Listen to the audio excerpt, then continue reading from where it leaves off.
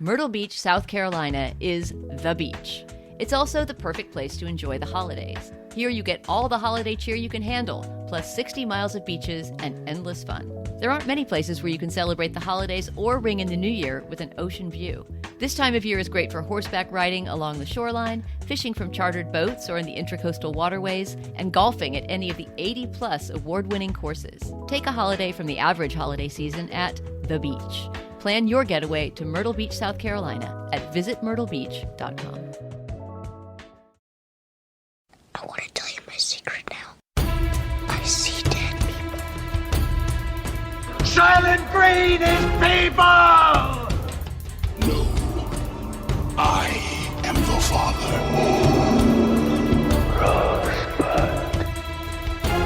What's in the box? You maniac! You blew it up! Damn you all to hell! Hello and welcome to Slate's Spoiler Specials. I'm Dana Stevens, Slate's movie critic, and today I am joined by senior editor of Slate, Sam Adams. Hey, Sam. Hello, Dana. Today we are spoiling Avatar: The Way of Water, the very long-awaited, 13 years awaited sequel to the James Cameron mega blockbuster Avatar. So this is a lot of movie, and we don't have a long time to talk about it, Sam. This is a 3-hour and 10-minute long film, which is something very important to know when you put down your extra money for the ticket to go in and see it. It's quite a commitment. So we're going to have to skim somewhat through the story, but this is a movie in which I don't think that that's that big of a deal, because I think you'll agree with me that Avatar: The Way of Water is a film that is all about vibes and in which we can get through the plot points themselves fairly rapidly. Yeah, it is a lot of movie. As you say, it is long, it is expensive. I don't think you will wonder watching it where any of that money went. It is all on the screen, but it is not a movie that is stuffed with plot. It is full of other things. It's something that I think James Cameron is really great at as a director. I mean, in a way, Titanic is similar. A gigantic movie, right? Stuffed with characters, stuffed with twists and so forth. But when it really comes down to it, it's almost stick figure simple in its storytelling. And it really is all about world building and establishing a space that the audience is wowed by and wants to explore along with him. Something else I was thinking about James Cameron going into this movie is that he in the past has proven himself a master not only of, getting people into seats for these mega blockbuster crowd event movies, but he's really good at sequels usually. I mean, you could easily argue that Terminator 2 is a better, more important, smarter movie than Terminator 1. I love both those movies, but Terminator 2 really pushes it in new directions, right? In terms of the technology and even the kind of thinking that he's doing in it. And same thing with Alien and Aliens. So he's really setting himself up with The Way of Water, because I, for one, was going in thinking, I hope I like this better than the first Avatar, which wowed me at the time, but is one of those movies that disappeared the minute I finished watching it. Yeah, I think Aliens is really kind of the blueprint for so many modern sequels. There's a famous story about that where Cameron went in to pitch it and he just wrote the word alien on a dry erase board and then wrote an S after it and then wrote 2 vertical lines through the S to turn it into a $sign. I mean, this is basically avatars. There are more bigger things in this, but there are also not just characters, but there are more environments, more technologies, more of everything that you loved of the first one if you didn't love it. Probably more of the things that you didn't like if you didn't. Yeah, in a way, it's almost like James Cameron is inviting you into where his brain has been for the past 13 years, which is really in Avatar land. This is the first film he's made in 13 years. And all of that time, he's been either developing this sequel and the other sequel, which he shot simultaneously. And supposedly there are 2 more sequels to come, although we better hope that he's keeping himself in good shape because he only has so long to live to make all these sequels. And he's been developing Avatar content for Disney theme parks and, rides and things like that. Clearly, this world has really stolen his heart, and he has been dwelling in it for a long time. This is the moment where he's revealing kind of the new world building that he's been doing within himself to all the rest of us. So as I always do in spoiler specials, let me just start off by asking, did you like this?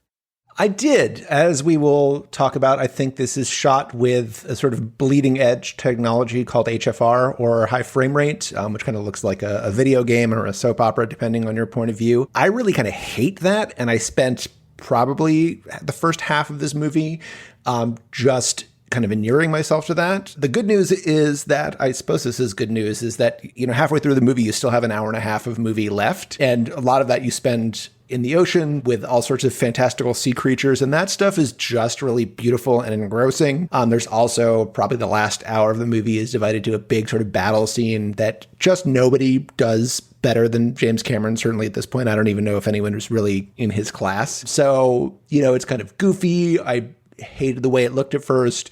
And by the end, I was, I think, literally pumping my fist and like yelling out loud when some of the bad guys were getting killed. So, I mean, he got me good. What can I say?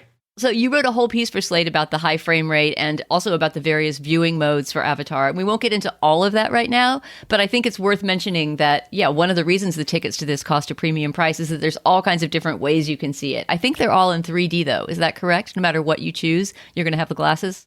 I mean, there are 2D versions of it. I think there are 3D non-HFR versions of it, although Cameron is so far ahead of the curve technology-wise that like half the movie theaters aren't even listing precisely how they're showing it. So I think the only way to really find out is to go up and if you can find a human being who works in a movie theater who knows what they're showing, ask them. But yeah, I think in general, it's safest to say that I think you want the biggest, best, probably most expensive experience you can get with this, because otherwise you're just going to be left with kind of watching it on a big TV with the plot and characters, and that is not what you were going to this movie for. Absolutely not. I mean, that's one thing you have to say about this movie. If you're someone who loves movie theaters and wants them to survive, maybe you won't even like this movie, but maybe its success will help people to keep going to the movies and it will subsidize other films. I mean, I'm with you. I really, in both cases, I think is going to be the same as the first Avatar. Was wowed while it was unscrolling in front of me, walked out, with my eyes spinning like pinwheels, and then almost immediately forgot the story and don't really feel a need to see it again because it was so experiential that now that I've had the experience, it'll stay with me. One thing this movie does that's really smart is I think, everybody sort of famously forgot the plot, the characters, nobody can name who Sam Worthington's playing, whatever. But this movie starts by reintroducing us not to the characters, but by places from the first movie, like the Honolulu Mountains, which are these sort of floating mountains up in the sky with these big stone rings around them. And it really reminds you that, like, you may not remember any of the people from the first movie or what happened, but I think you remember the place and the feeling of that. And that is really, the sell for this movie is really you're going back to Pandora. It's not really you get to see Jake Sully and Neytiri and whoever else again, but it's just getting back into that environment. Yeah, you're right. It should be called Pandora in a way and not Avatar because that, utopian planet it takes place on and the love that he clearly feels, Cameron and his characters feel for that planet is really the driving story of the movie. It's almost as if the characters are an afterthought. But that said, we should get to the characters. Well, first of all, who Jake Scully is and why he's called an avatar, because all of that stuff is so hastily dispatched at the beginning of this movie that if you hadn't seen the first one, I think you'd be quite confused as to what the reality of this blue cat person is. Jake Sully is a human being who was able to inhabit this. It's a human Na'vi hybrid. The Na'vi are the blue creatures on this alien planet of Pandora that then, like in a video game, is sort of an avatar that he can inhabit through this technology. And at the end of the first movie, basically the whole planet is connected by this sort of like biological internet, I guess. So he uses that to permanently transport his consciousness into this avatar body. I don't know what happens to his human body, but it's just gone, no longer important.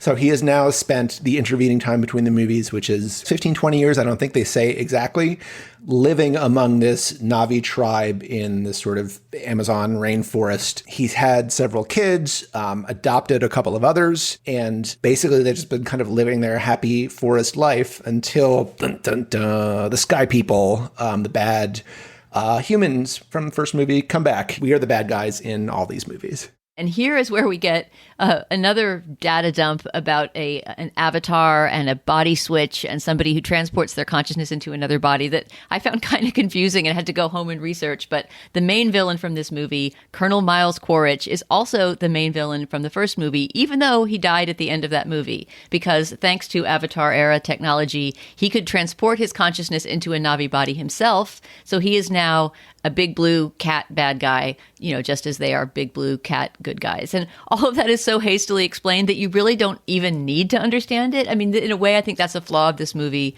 philosophically, is that it no longer seems concerned, as the first one did in its sort of early 2000s, 2009 way, about the possibility of transporting one's consciousness and what it is to inhabit an avatar versus to be oneself. If you remember from the first movie, Jake Sully is a paraplegic, right? And so part of why he wants to leave his body is to have this body body that has some abilities that his human body doesn't. All of those thoughts about, what it is to inhabit a consciousness are kind of gone because we really, by the time the slate is wiped clean and the villain is reincarnated as a Na'vi, just have a bunch of big blue guys fighting each other. Yeah, there are two actors whose characters were killed in the first movie who come back here. And one is Stephen Lang, as you mentioned, who plays the villain again. The other is Sigourney Weaver, who played sort of, human scientist in the first movie, also had an avatar body. She comes back playing a teenage girl in this movie. And the real reason they're back is because James Cameron likes them and they're great actors. And because of this technology, you can bring them back as many different characters as you want to. And so he has. I love the age-blind casting of having Sigourney Weaver play a teenager and also be motion captured as a teenager. And she's one of the best characters in a movie in which characters are not the strong point. But Kiri, this teenage girl that she plays, I think is the most differentiated of the kids, the one who seems to have the most individual character. And I really like her. I will admit that I don't understand why Sigourney Weaver's original character is kept floating in a tank if she's dead. Why don't they just perform what other rituals the Na'vis perform when someone dies? But maybe that will be explained in a later film and her older self will get reincarnated as well. But I think now we've sort of established the first act of the movie, really, right? We're on Pandora, the Sky People are back, and really this becomes a vengeance story because Miles Quaritch, our villain, just hates Jake Sully and wants him dead. I mean, it seems like in addition to wanting to extract the planet's resources and being the kind of environmental bad guys that they already were in the first movie, the humans are also just criminals who are after our good guy, Jake Sully, and his family. So that necessitates the second act of the movie, which is all about the Sullys relocating to a different part of Pandora. And here, to me, is where the movie gets magical. And it's my favorite part, which is this long and arguably pretty static middle segment where we almost forget that the villains are there. It's like they're taking a while settling in because they essentially disappear from the movie for, I don't know, I wouldn't be able to say exactly how long, but it feels like 40 minutes or something like that we are just exploring the new part of Pandora that we moved to, which is the land of the Metkayina people, these seaside tribe that the Sullys take refuge with. You want to talk a little bit about this Metkayina stretch and tell me if you agree with me that that's the funnest part of the movie? Yeah, I mean, I think this is both sort of the most fun part of the movie and the part where I really started to sink into it. And this is, I think, where this HFR technology, which allows this sort of almost hyper-real clarity to the image, really starts to pay off because it looks kind of weird on land. Movements look weird. If you're used to playing a lot of video games, they will look the way that you're used to those figures moving. But for people who like how movies have looked for 100+ years, it looks weird. And to me, it's more like being on the set of a movie, watching a movie get made than actually watching the movie. I don't see the characters, I see the actors playing them. Exactly. I always feel that way about the high frame rate stuff with The Hobbit too, where it's sort of like, did somebody take some phone footage on the set or something? It just has a cheap, tacky look to it. That it's strange to me that it's considered the luxury version of movie making when it looks less luxurious than something with a little grain to it. Right, but there's something that Fanny Brice said about the sort of old Hollywood star Esther Williams, who was sort of famous for making swimming pictures, which is that, on land she was nothing, but wet she's a star. And that is how I feel about this technique. Like once the camera goes under the water, these Metkayina people can hold their breath for minutes at a time. A lot of the actors learn to do the same thing. There are sort of sea snakes and serpents and dragonflies and giant whales. I literally was sitting there watching this movie telling myself, I've been thinking through and then telling myself, nothing you see on screen right now is real. Not a thing exists in the real world. This is like a fake whale going through fake water in a fake ocean in front of a fake sun. And my brain was just like, no, that you're wrong. This is, I can see it. It's real. I could not convince myself that it wasn't real, even though I know that. And it's also the dimensionality. I completely agree that it's only underwater, that high frame rate stuff and the 3D really adds anything to the movie rather than subtracts. But then it really adds. I mean, it's not just that there's crisp definition and kind of realistic contours to things, but there's incredible depth, which I also remember from the first Avatar movie, that there'd be those kind of floating, I don't know what they are, but the kind of floating specks in the air, right? And of course, in the water, you can have all the more layers of floating things. You can have schools of fish and waving fronds and all of this stuff. And there's just this trippy hyper realness to those sections that works incredibly, incredibly well. And we know, going back to The Abyss, like James Cameron loves the ocean. He said that he basically came up with the idea for Titanic because he wanted an excuse to spend a bunch of a movie studio's money on visiting the wreck of the Titanic in a submersible. He spent a bunch of the money that he made on that movie on staging underwater expeditions and then making documentaries about them. Like, he just loves the stuff. And this movie is so much a product of his love and really like reverence, rapturous engagement with that environment. Right. And so we have proxies that are being exposed to that environment the way he's exposing us, the viewers, to it, which is this pack of teenagers, a combination of the kids of the Solis that we mentioned and some of these Metcaina, the seagoing people's teenagers. And there's also just a funny element to this part of the movie where it sort of becomes almost like a high school romance, teen drama, sort of CW series, but underwater. And we really leave behind not only the warfaring antics of the adults, but, everything about the above water world, and just spend a long time watching these teenagers essentially dare each other to go further and further out into the ocean exploring. And I think at this point we need to mention the Tulkun, the non-human and non-Na'vi characters that I think are really the best thing about the movie. They're these whale-like creatures. They're essentially whales, but they have 4 eyes. They have psychic abilities so that they can communicate wordlessly with people once they've sort of bonded with inhabitants of the planet. They have an important role in the story. They have this ability to bond with Na'vi above the surface, and they individually bond. Like, you get your Tulkun and you make this biological psychic bond with it, and then it becomes your protector. And they become, or one of them anyway, becomes really essential later on in helping the human characters get out of various jams that they're in. Okay, Sam, I'm going to take a quick break from our conversation. We'll be right back with you after this.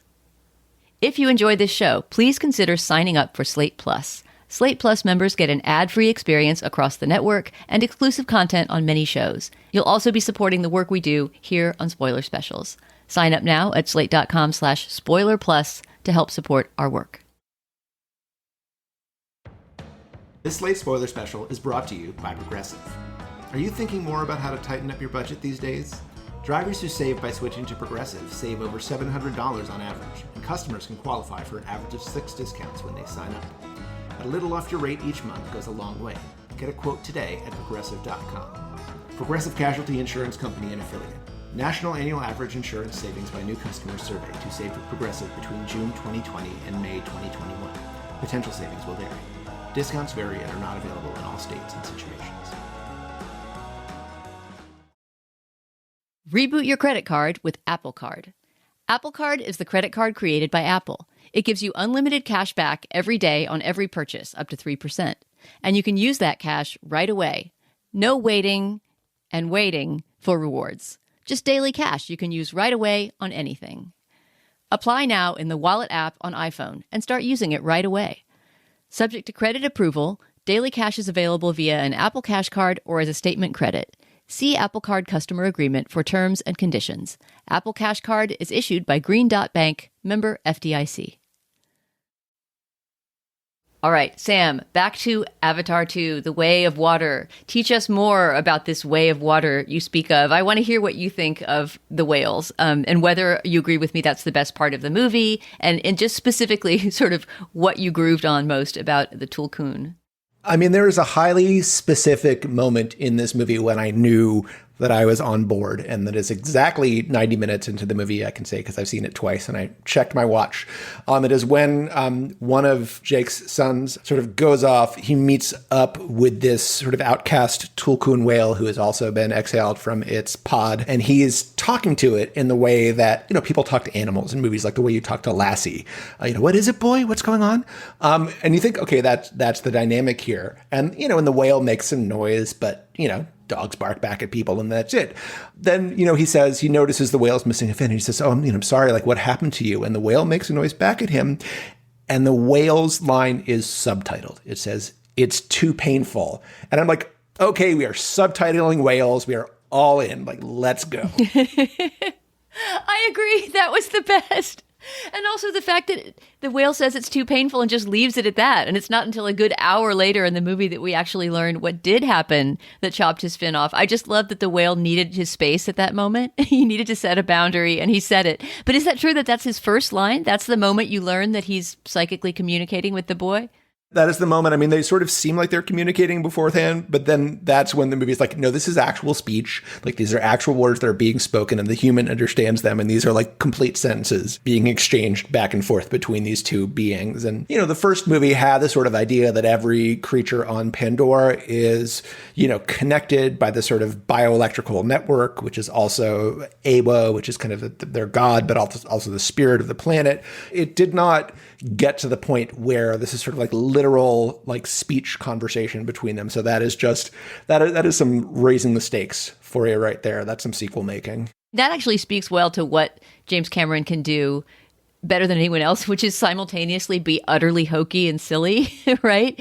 And just really engage you and make you want more and more. So I think almost every review I've read of this movie, and mine certainly sounds like this, is both, wow, this is dopey as hell, and this is fabulous. You've got to go see it in the theater. I mean, one of his real virtues as a filmmaker, he's incredibly uncool.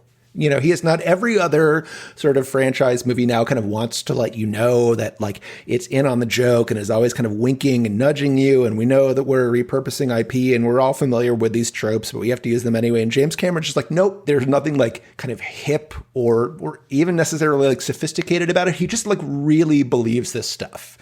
And if you are going to go along for this ride, you must believe a whale can talk.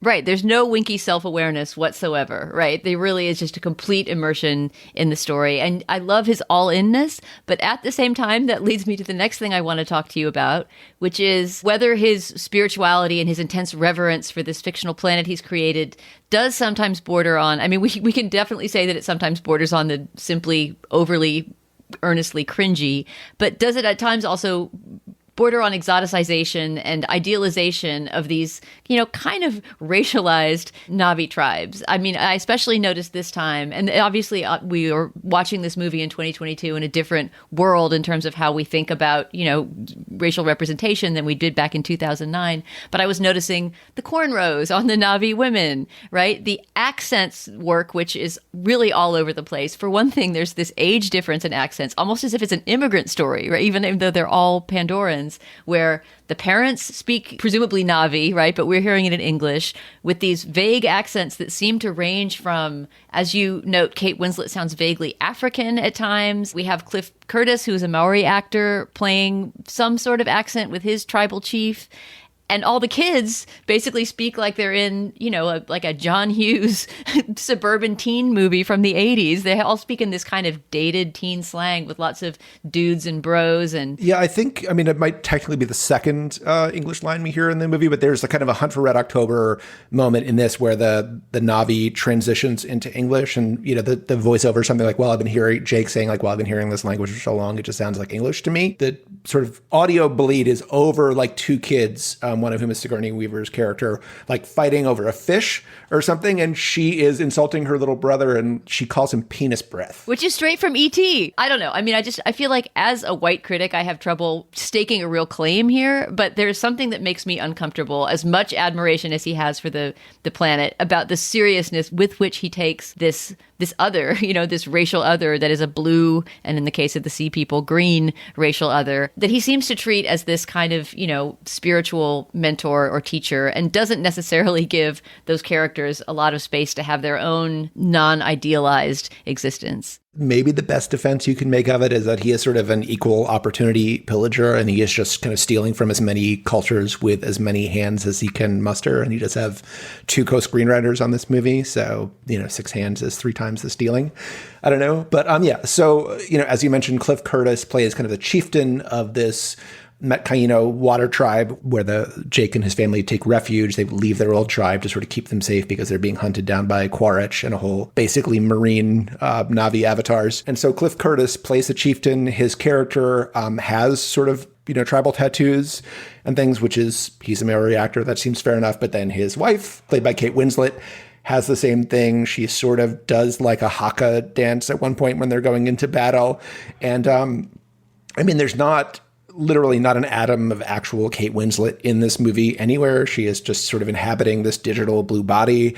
I feel it like, as with animation, like you don't have to have a sort of strictly one-to-one correspondence between the actor and the character they're playing. It's fine for Sigourney Weaver is not only like fine as a teenage girl, she's like great. She may be the best thing in the movie, but there is at the very least a kind of weirdness, like a hinkiness to this that, I can't like make excuses for. It's just kind of part of being all in on the movie is just kind of either going along with that or pushing it aside so you can enjoy the rest of it. But it's the same. If you had an issue with it in the first movie, you would be completely right to have the same issue with it here.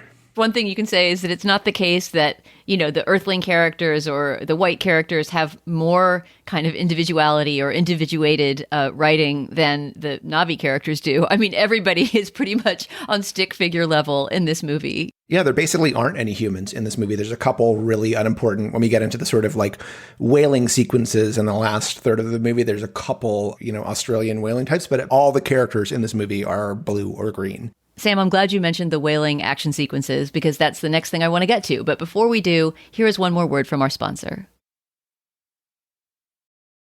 Hey everyone, actress, singer, and entrepreneur Keke Palmer has a hilarious new podcast, Baby, This is Keke Palmer, on Amazon Music, and you're going to want to check it out. Keke has a lot of burning questions that keep her up at night. For instance, remember Tom from MySpace? Remember that guy with the smile and that little white t-shirt? What happened to him? She's putting friends, family, and some of the hottest experts in the hot seat to ask them the real questions we want to know. Among those questions, is OnlyFans only bad? How has dating changed in the digital age? And where would former child stars be if they weren't actors? These are the questions running through Keke's mind, and she's letting us in on it all. Because on Baby, This is Keke Palmer, no topic is off limits. Listen to Baby, This is Keke Palmer, exclusively on Amazon Music. Download the Amazon Music app now. Reboot your credit card with Apple Card. Apple Card is the credit card created by Apple. It gives you unlimited cash back every day on every purchase, up to 3%. And you can use that cash right away. No waiting and waiting for rewards. Just daily cash you can use right away on anything. Apply now in the Wallet app on iPhone and start using it right away.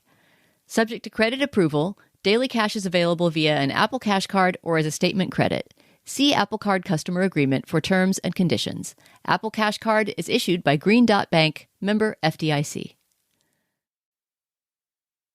All right, Sam, we're back. So you brought it up. I want you to get us into what I would think of as the last act of the movie. I guess it's about the last hour, although this movie is not entirely smooth in its pacing. I think, as I said, there's that long slack section in the middle, which is actually one of the most enjoyable parts, before suddenly everything ramps up and we get just a really hard-going last hour that has at least 2, maybe 3 consecutive action set pieces. And the first one, I think, is this one that's on a whaling vessel, which is chasing a whole pod of the tulkun to get essentially the equivalent of ambergris on Pandora, which is some sort of gland secretion from whales that, I love this detail, is an anti-aging serum.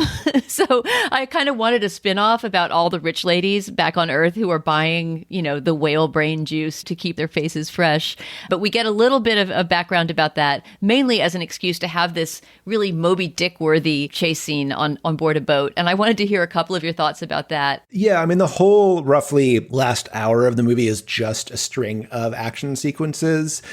Every one of them I'm just watching, and just the way they are sort of shot and put together is so meticulous, and what's going on at every point. You are never trying to figure out where a person or a whale, for that matter, is in relation to the previous shot. So yeah, the whaling sequence is the first of these. Basically, it's a sort of interstellar riff on traditional whaling, where they sort of trail the whale, they hit it with balloons to make it float to the surface, and then they hit it with a sort of explosive harpoon from underneath, because these, being super space whales, are also armored on top, so they have to kind of come in under the armor plating underneath to blow them up. It's a really interesting sequence for me because the whaling vessel is commanded by this sort of, hard-bitten, tough-talking Australian played by Brendan Cowell. And there's this real sort of, military precision to the way that he's dispatching all the teams and saying, okay, sub-team, get wet, and whatever. And it's exactly the kind of jargon that, the heroes in previous Cameron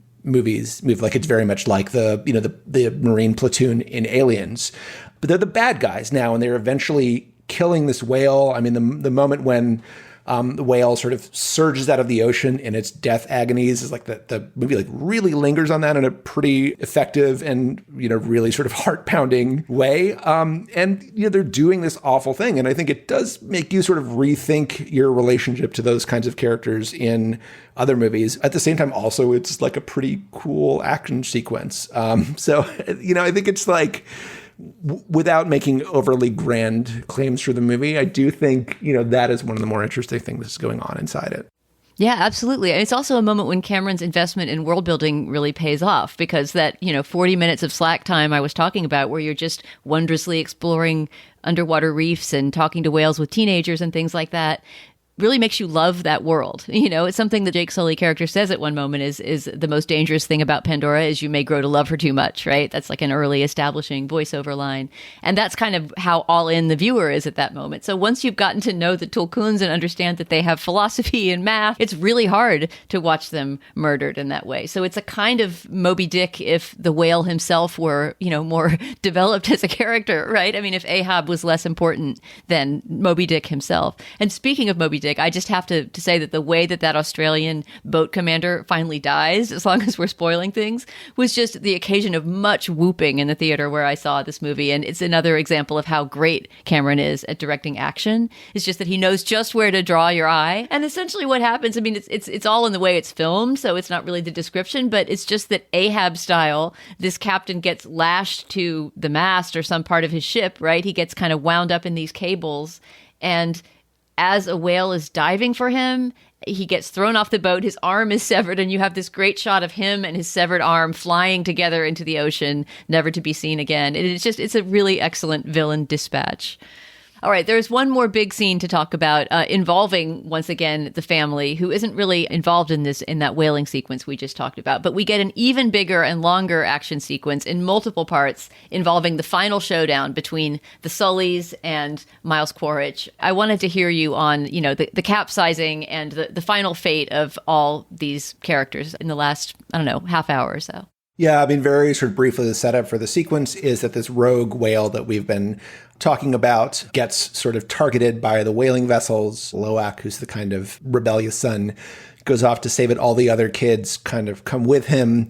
And while they're trying to get the sort of homing beacon out of this whale, this, big ship with all the bad guys on it starts coming towards them. They radio back to their dad, and then all the sort of Metcaina people who've been kind of trying to stay out of this fight are like, these people killed a whale, like that's it, it's on.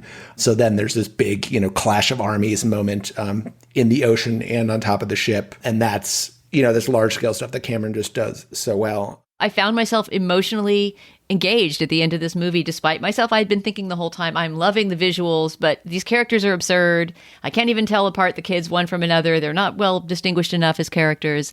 But when it came down to that moment when the kids have to save the parents, right? Because both Jake and Neytiri find themselves running out of oxygen, trapped underneath the capsizing, overturned ship, and it's their kids who need to swim into the rescue and take them out. There was something that really got to me about that part. And suddenly I was engaged not only in the survival of the characters, but in the passing of the torch to the next generation of heroes.